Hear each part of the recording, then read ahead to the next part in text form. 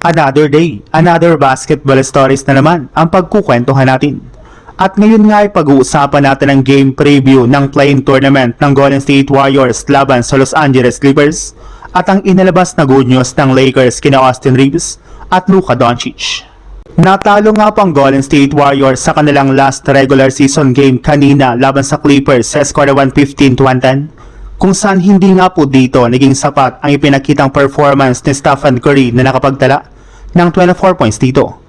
Pero sa kabila nga po ng pagkatalong ito ng Warriors ay hindi para naman nga po huli ang lahat para sa kanilang team dahil pasok para naman nga po sila sa play-in tournament.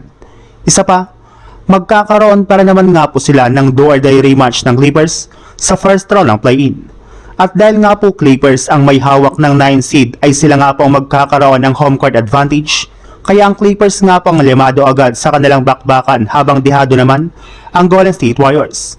Pero hindi rin naman nga po ibig sabihin yan na matatalo na nga po agad ang Warriors dahil kayang-kaya para naman nga po nitong ma-upset ang Clippers, since expected nga po na makukumpleto na ang kanilang lineup at maglalaro na nga po dito ang kanilang mga big man.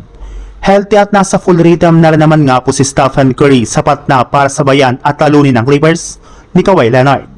Sa ibang balita naman, inanunsyo na nga po ng Lakers na inaasahan nga na po na pareho pang makakapaglaro at makakahabol ang kanilang dalawang superstar na sina Austin Reeves at Luka Doncic sa kanilang first round series sa playoffs. Sa parte nga po ni Luka Doncic, as of now nga po ay nasa Slovenia ito habang pinagpapatuloy nito ang kanyang recovery sa kanyang hamstring injury. Habang pagdating naman nga po kay Austin Reeves, sumasama para naman nga po ito sa kanilang bench habang siya nagre-recover mula sa kanyang injury. At ayon nga po sa isang insider, pareho nga daw po itong magsisimula ng sumama sa mga ginagawang individual practice bago pa man sila sumabak sa kanilang serye sa first round. Kaya isang napakagandang balita nga po ito para sa Lakers na siya nagpagana sa halos lahat ng kanilang mga teammates sa kanilang game laban sa Utah Jazz, matapos nga po nila itong talunin kanina.